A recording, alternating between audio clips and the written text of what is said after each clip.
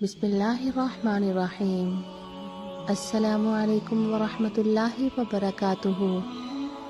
حدیث پاک میں ہے، اے میری امت، مجھ پر درود پاک کی کثرت کرو، کیونکہ قبر میں تم سے سب سے پہلے میرے متعلق سوال ہوگا۔ اس مقام پر اولیت کو اہمیت کے معنی میں لیا جائے تو مطلب واضح ہو جاتا ہے، یعنی قبر میں منکر نکیر جتنے سوال کریں گے ان میں سے اہم سوال میرے متعلق ہوگا۔ اور حضور رحمت للعالمین نے درود پاک کی کثرت کی تاکید اس لیے فرمائی کہ درود پاک کی کثرت سے نبی اکرم صلی اللہ علیہ وسلم کی محبت اور عظمت درود پاک پڑھنے والے کے دل میں زیادہ ہو جاتی ہے، اور وہاں محبوب کبریا صلی اللہ علیہ وسلم کی پہچان محبت و عظمت کی بنا پر ہوگی۔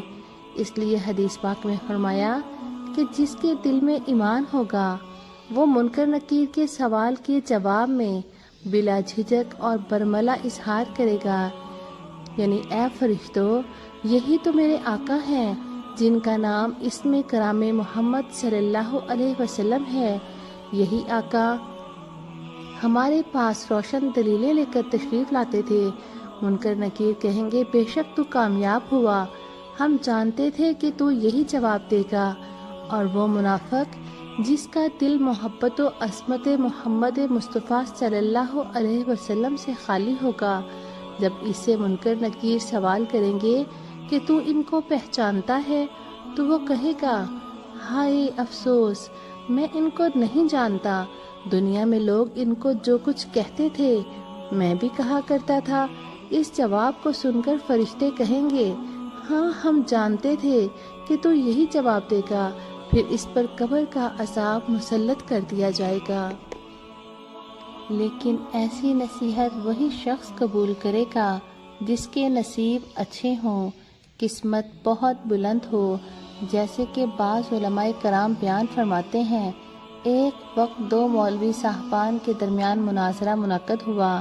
مناظرہ طول پکڑ گیا، کئی دن لگ گئے۔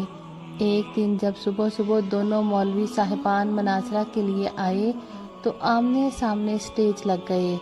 ایمان اور محبت والے مولوی صاحب نے اس دن کی پہلی تقریر میں فرمایا، لوگو بات سنو، مناظرہ کا انجام جو ظاہر ہوگا وہ اپنی جگہ ہے، لیکن اپنی اپنی قسمت کو دیکھو۔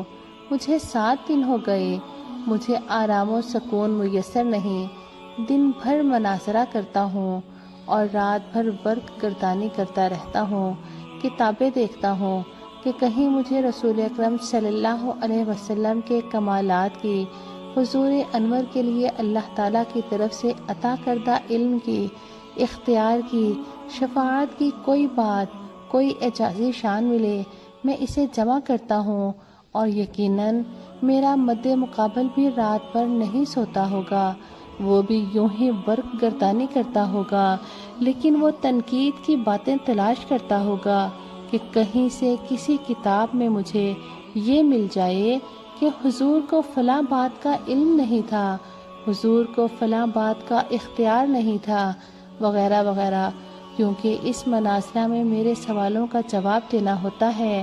مسلمان بھائیوں، غور کرو، قسمت کس کی اچھی ہے؟ جو حبیب خدا سید الانبیاء رحمت للعالمین صلی اللہ علیہ وسلم کے کمال تلاش کرے اس کی، یا اس کی جو باعث ایجاد عالم رحمت دو عالم صلی اللہ علیہ وسلم کی ذات گرامی کے لیے عیب تلاش کرے؟ نعوذ باللہ۔ جب اتنی بات کہی اور یہ بات دوسرے مناظر مولوی صاحب نے سنی تو اس کی قسمت جاگ اٹھی اور اعلان کر دیا، لوگو سنو، واقعی یہی بات ہے، مجھے آرام کرنا، سونا، کھانا پینا بھولا ہوا ہے، میں حضور نبی اکرم صلی اللہ علیہ وسلم کی ذات پاک کے لیے عیب اور تنقید کی باتیں ہی تلاش کرتا رہا۔ مجھ جیسا بد قسمت کون ہے؟ لہٰذا میں اعلان کرتا ہوں کہ میں جھوٹا، میرا عقیدہ جھوٹا، اور آج سے میں اس جھوٹے مذہب سے سچی توبہ کرتا ہوں، اور اس کے ساتھ ہی کئی اور خوش قسمت لوگ بھی تائب ہو گئے۔ بعض روایتوں میں ہے کہ ساق عرش پر لکھا ہوا ہے، جو میرا مشتاق ہو میں اس پر رحم کرتا ہوں، اور جو مجھ سے سوال کرے میں اسے دیتا ہوں، اور جو میرے حبیب پر درود پاک پڑھ کر میرا قرب چاہے میں اس کے گناہ بخش دیتا ہوں، خواہ وہ سمندروں کی جھاگ کے برابر ہی کیوں نہ ہو۔ رسول اکرم صلی اللہ علیہ وسلم نے فرمایا، جو شخص یوں درود پاک پڑھے اس کے لیے میری شفاعت واجب ہو جاتی ہے۔ رسول اکرم صلی اللہ علیہ وسلم نے فرمایا، جب دو دوست آپس میں ملتے ہیں اور مصافحہ کرتے ہیں اور حضور نبی اکرم صلی اللہ علیہ وسلم پر درود پاک پڑھتے ہیں، اور جب حضور اقدس صلی اللہ علیہ وسلم پر درود پاک پڑھتے ہیں تو جدا ہونے سے پہلے پہلے دونوں کے اگلے پچھلے گناہ بخش دیے جاتے ہیں۔ حضرت زید صحابی رضی اللہ تعالی عنہ نے فرمایا، ایک دن حضور اکرم صلی اللہ علیہ وسلم کے ساتھ ہم باہر نکلے۔ جب ہم ایک چوراہے پر کھڑے ہوئے تو ایک اعرابی آیا، اس نے سلام عرض کیا۔ رسول اکرم صلی اللہ علیہ وسلم نے سلام کا جواب دیا، پھر فرمایا، اے اعرابی، جب تو آیا تھا تو نے کیا پڑھا تھا؟ کیونکہ میں دیکھ رہا ہوں کہ وہاں فرشتوں نے آسمانوں کے کناروں کو بھرا ہوا ہے۔ اعرابی نے عرض کیا، حضور میں نے یہ درود پڑھا تھا۔ حضرت عبد الرحمن بن سمرہ رضی اللہ تعالی عنہ سے مروی ہے کہ سرور عالم نور مجسم صلی اللہ علیہ وسلم تشریف لائے تو فرمایا، میں نے آج رات عجیب منظر دیکھا۔ میں نے دیکھا کہ میرا ایک امتی پل صراط پر سے گزرنے لگا، کبھی وہ چلتا ہے، کبھی گرتا ہے، کبھی لٹک جاتا ہے، تو اس کا مجھ پر درود پاک پڑھا ہوا آیا اور اس امتی کا ہاتھ پکڑ کر اسے پل صراط پر سیدھا کھڑا کر دیا اور پکڑے پکڑے اس کو پار کرا دیا۔ مشکل جو سر پہ آ پڑی تیرے ہی نام سے ٹلی، مشکل کشا ہے تیرا نام، تجھ پر درود اور سلام۔ حضور اقدس صلی اللہ علیہ وسلم نے فرمایا، اے میری امت، تمہارا مجھ پر درود پاک پڑھنا قیامت کے دن پل صراط کے اندھیرے میں تمہارے لیے نور ہوگا، اور جو شخص یہ چاہے کہ قیامت کے دن اسے اجر کا پیمانہ بھر بھر کر دیا جائے، اسے چاہیے کہ وہ مجھ پر درود پاک کی کثرت کیا کرے۔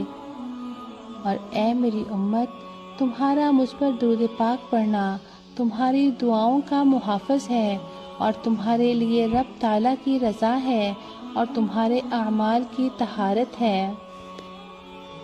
اللہ پاک ہمیں اپنے پیارے حبیب محمد مصطفیٰ صلی اللہ علیہ وسلم پر درود پاک پڑھنے کی توفیق عطا فرمائے، اور ہمیں قیامت کے دن ان کی شفاعت سے بہرہ مند فرمائے، اور اللہ پاک ہمیں دنیا اور آخرت کی کامیابیاں اور عافیت نصیب فرمائے۔ آمین۔ وآخر دعوانا ان الحمد للہ رب العالمین۔